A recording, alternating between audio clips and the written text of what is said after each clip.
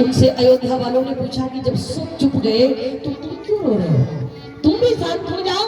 बोले नहीं, हम पश्चाताप के आंसू बहा रहे अपनी आंखों में। बोले किस बात का पश्चाताप? बोले एक ये भाई है जो आपस में मिलकर इतने रोए, तो हम ऐसे अभागे भाई कि अपने भाइयों को मरवा के चले। कौन है ये? सुग्रीव और विभीषण।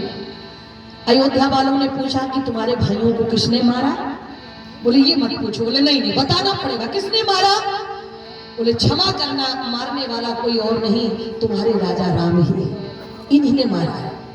अयोध्या वालों ने कहा हमारे राजा राम ने आपके भाइयों को मारा? बोले हाँ।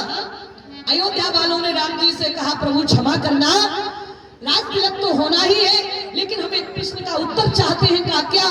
बोले आप अपने भाइयों से इतना प्रेम करते हो और तुमने इनके भाइयों को क्यों मार डाला? राम जी ने कहा किसके भाइयों को? बोले ये दोनों बता रहे हैं कि आपने इनके भाइयों को मारा। भगवान ने कहा इनने कहा? बोले हाँ। राम जी ने बुलाया सुग्रीव इधर आओ। क्या कहा तुमने? हमने तुम्हारे भाई को मारा है क्या? जरा ध्यान करो सुग्रीव, जब तुम दोनों भाई आपस में लड़ रहे थे तो मैंने लड़ने दिया था। मैंने सोचा सगे भाई हैं, आज लड़ रहे हैं, कल एक हो जाएंगे।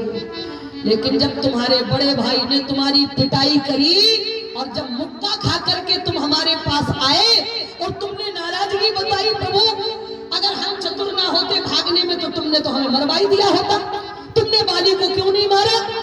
भगवान बोले वो तुम्हारा भाई है सुग्रीव, वो तुम्हारा भाई है, आज मार रहा है, कल प्रेम करेगा। तो सुग्रीव ने ललकार करके भगवान से कहा था प्रभु मेरा कोई भाई नहीं है। बोले फिर? बोले मैं जो कहा रघुबीर पाला और बंधु न हो मोर यह काला, ये मेरा भाई नहीं, ये मेरा काल है। तो राम जी ने कहा तुमने कहा था कि ये मेरा भाई नहीं है, मेरा काल है। तो सुग्रीव काल के लिए तो मैं महाकाल हूं, इसलिए मैंने भाई को नहीं, मैंने काल को मारा। अगर तुम ये कहते कि ये मेरा भाई है तो मेरे बाण तुम्हारे भाई को मारने में सक्षम नहीं होते, इसलिए हमने नहीं मारा। सुग्रीव ने क्षमा मांगी। विभीषण जी तुम आओ, तुमने क्या कहा हमने तुम्हारे भाई को मारा? विभीषण मेरे 30 बाण निरर्थक हो रहे थे, सब लोग जानते हैं महाराज। राम जी रावण को मार रहे हैं लेकिन रावण मर नहीं रहा। हाँ? इतने जल्दी साधारण मरने वाला था क्या रावण? अरे आजकल तो रामलीला के रावण नहीं मरते हैं महाराज, जल्दी क्षमा करना। एक रामलीला के मंच पे राम जी रावण को मार रहे थे महाराज, बाण में बाण चला रहे थे, लेकिन रावण हा हा हा हा कर रहा था। तो भाई राम जी के पूरे बाण ही खत्म हो गए, लेकिन रावण मर ही नहीं रहा। तो डायरेक्टर से राम जी ने पर्दे में झांक करके कहा कि ये तो मर ही नहीं रहा है। तो डायरेक्टर ने डांट करके अंदर से ही कहा कि क्यों नहीं मर रहा है? रावण ने पर्दे के पास जाकर के कहा पिछले साल के 500 बाकी हैं, जब तक मिलेंगे नहीं तब तक मरूंगा नहीं। पिछले साल की विदाई में तुमने 500 काट लिए थे, इसलिए पहले वो दाओ। लक्ष्मण जी ने कहा भैया ये दशानन, ये रावण, ये दशग्रीव मर नहीं रहा है, बाण लाओ, शस्त्र लाओ। राम जी ने कहा लक्ष्मण ये कलयुग का रावण है, ये शस्त्र से नहीं मरेगा। बोले फिर? बोले रुपयास्त्र से मरेगा। लक्ष्मण जी ने कहा ब्रह्मास्त्र लाओ। बोले नहीं, ये रुपयास्त्र से मरेगा। लक्ष्मण जी दौड़कर पर्दे के पीछे गए, डायरेक्टर ने 500 रुपए दिए और लक्ष्मण जी ने बाण में लपेटे और महाराज राम जी को दिया। भैया रुपयास्त्र, क्योंकि कलयुग का रावण ब्रह्मास्त्र से नहीं रुपयास्त्र से मरेगा। और श्री राम जी ने खींच करके बाण मारा, रावण ने ऐसे पकड़ा 1 2 3 4 5 पूरे में हाथ। रामलीला के नाटक वाले रावण नहीं मरते, वो तो असली रावण था, ऐसे मर रहा था क्या? पढ़ना महाराज, राम जी के बाण निरर्थक हो रहे, नहीं मर रहा है। हाँ महाराज उसकी भुजाएं वापस हो जाती हैं, उसके सिर वापस आ जाते हैं, क्योंकि सिर सरोज निज करण उतारी अमित बार पूजे त्रिपुरारी। नहीं मर रहा था वो। विभीषण जी ने कहा अगर ये नहीं मरा तो फिर हमें मरना पड़ेगा। विभीषण जी राम जी के बगल में आए, कान में कहा प्रभु ये पापी, ये दुराचारी, ये दुष्ट, ये राक्षस ऐसे नहीं मरेगा। राम जी बोले जल्दी बताओ विभीषण कैसे मरेगा? बोले नाभि कुंड पीयूष बस या के और नाथ जियत रावण बल। विभीषण जी ने कहा इसकी नाभि में अमृत भरा है, जब तक वो अमृत नहीं सुखाओगे तब तक रावण मरने वाला। क्या विभीषण ने भाई का नाम लिया? क्या भाई कहा? क्या तो राम जी ने कहा विभीषण 30 बाण तो मेरे थे जो रावण को मारने में सक्षम नहीं थे, लेकिन 31वां बाण तुम्हारा था।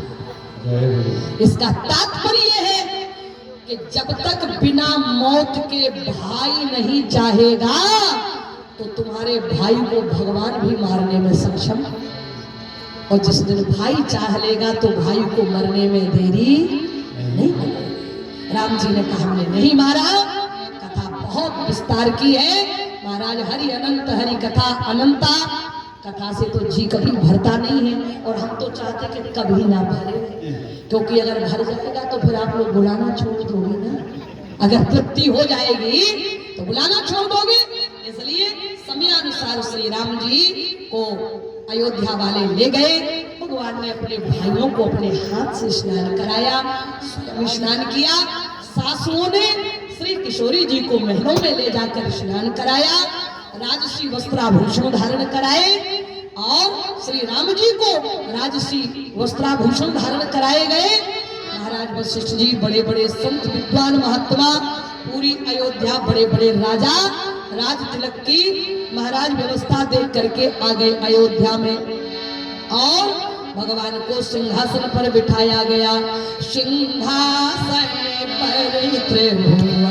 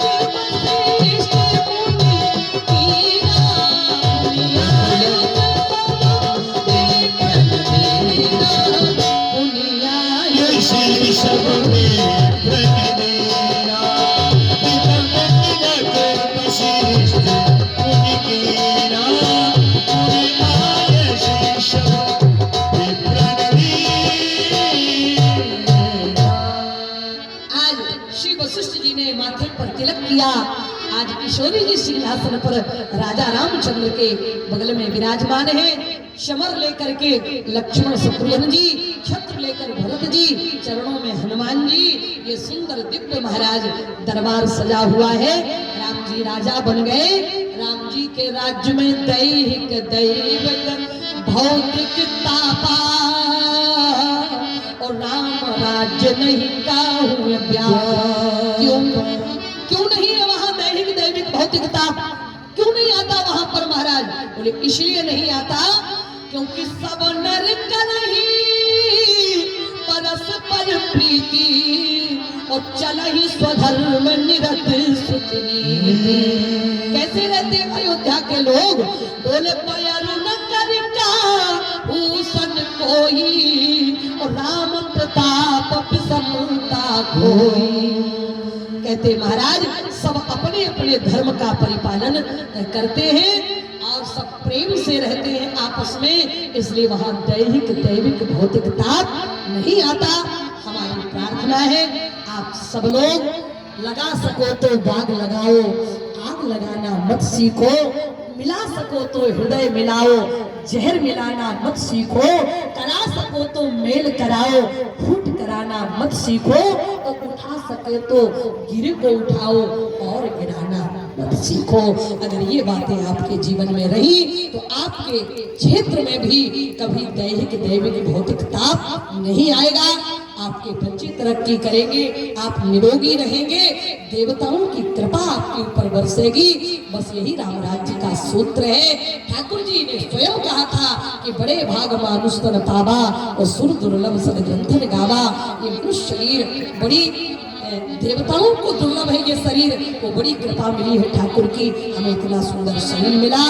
अच्छे काम करो, माता पिता की आज्ञा का पालन करो, अपने संत विद्वानों का सम्मान करो, ब्राह्मण और महाराज संतों का सम्मान करो, देवताओं का सम्मान करो, तुम्हारा सम्मान दुनिया में बढ़ेगा महाराज, ये गारंटी है।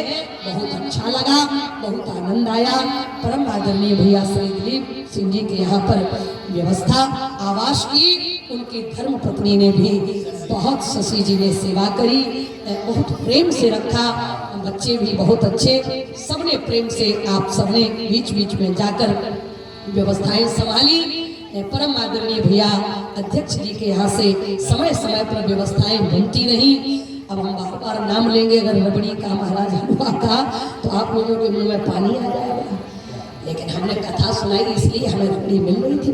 राजेंद्र सिंह भैया के यहाँ से आप लोग भी अगर महाराज बुढ़ान बात, हमारे विद्वान कहते हैं राम कहो आराम मिलेगा, सुबह नहीं तो शाम मिलेगा, और खाने को बादाम मिलेगा। बोल के देखो महाराज, धर्म न करम चाहे गर्मा गर्म कैसे मिलेगा। तो ये केवल राम कथा का प्रभाव है। प्रभु अपने बंदों की स्वयं करता है निगरानी, और कहते नया दाना नया पानी। महाराज ये भगवान की व्यवस्था है। जब ठाकुर की शरण में कोई रहता है तो आप सबने इतने प्रेम से 7 दिनों तक कथा सुनी हमारी टूटी फूटी वाणी से। इसके लिए मैं प्रभु से प्रार्थना करती हूँ कि सुफल मनोरथ होई तुम्हारे, और राम लखन सुन भय सुखारे। माताओं के लिए प्रार्थना है, अचल रहे आही बात तुम्हारा, और जब लग गंग जमुन जलधारा। बच्चों के लिए प्रार्थना है, गुरु ग्रह पढ़न गए रघुराई, और अल्पकाल विद्या सब पाई। बेटियों के लिए प्रार्थना है, सुनसिय सत्य आशीष हमारी, और पूजहि मन कामना तुम्हारी। भगवान से सदैव आपके जीवन की मंगल कामना, आप सभी को अच्छा दिखाई दे, अच्छा सुनाई दे, आप सभी की वाणी सुंदर हो, आप सभी के कदम सदैव सदमार्ग की ओर चलते रहें, बढ़ते रहें। इन्हीं मंगल कामनाओं के साथ हमें भी आशीर्वाद प्रदान करें। क्षमा हम मांगेंगे नहीं। देखो भाई, व्यासपीठ पे बैठ के, और हमने कोई गलती तो करी नहीं है भैया।